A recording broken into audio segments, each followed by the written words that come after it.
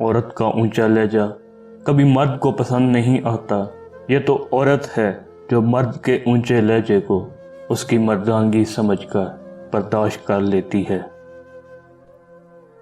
مرد اس عورت کا کبھی نہیں ہو سکتا جس سے وہ چھپ چھپ کر ملتا ہو۔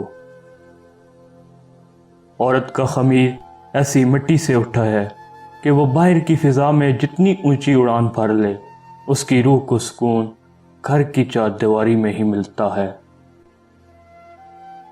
لوگ عورت کو فقط جسم سمجھ لیتے ہیں، روح بھی ہوتی ہے اس میں، یہ کہاں سوچتے ہیں۔ عورت کو بھروسہ صرف اپنے محرم مردوں پہ کرنا چاہیے، نہ محرم مرد پہ بھروسہ کر کے عورت رسوا ہوتی ہے۔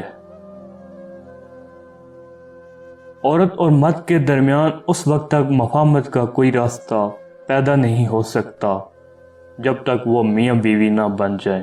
اس سے پہلے عورت مرد کی طرف یوں دیکھتی ہے جیسے بکری کسائی کی طرف۔ مرد بھی بڑے چالاک ہوتے ہیں، عزت، غیرت، حیا، مان اور وفا کا ٹوکرا عورت کے ساتھ لاد کر خود کھلے سانڈ کی طرح گھومتے ہیں۔ بیوی کو پیار کی مار مارو اور شوہر کو اطاعت کی، پھر یہ بیوی تمہاری زندگی کو جنت بنا دے گی اور شوہر تمہیں اس جنت کی مالکن بنا دے گا۔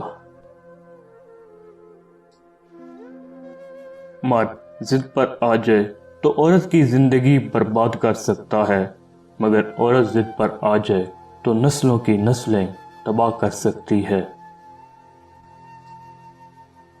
عورت کو ہمیشہ یہ امید ہوتی ہے کہ اس کا مرد خود کو بدل لے گا، مگر وہ نہیں بدلتا، اور مرد کی ہمیشہ یہ سوچ ہوتی ہے کہ عورت خود کو کبھی نہیں بدلے گی، مگر وہ بدل جاتی ہے۔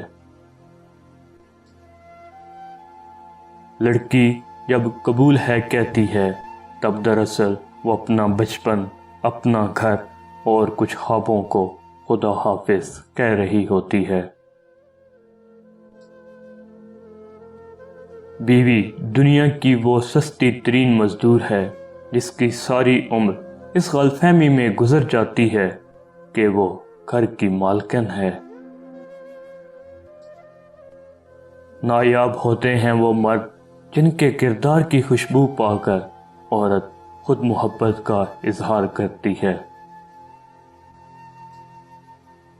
مرد کہتے ہیں عورت اکیلی غیر محفوظ ہوتی ہے، لیکن یہ نہیں بتاتے کس کی وجہ سے۔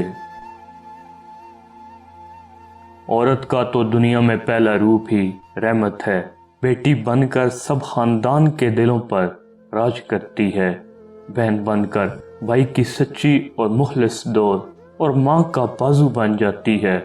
جب بیوی ہوتی ہے تو ایک پختہ اور ہمیشہ ساتھ نبھانے والی، ہر دکھ سکھ کی ساتھی بن جاتی ہے، اور جب ماں بنتی ہے تو اللہ تعالیٰ اس کا رتبہ اتنا بلند کر دیتا ہے کہ جنت کو اٹھا کر اس کے قدموں میں ڈال دیتا ہے۔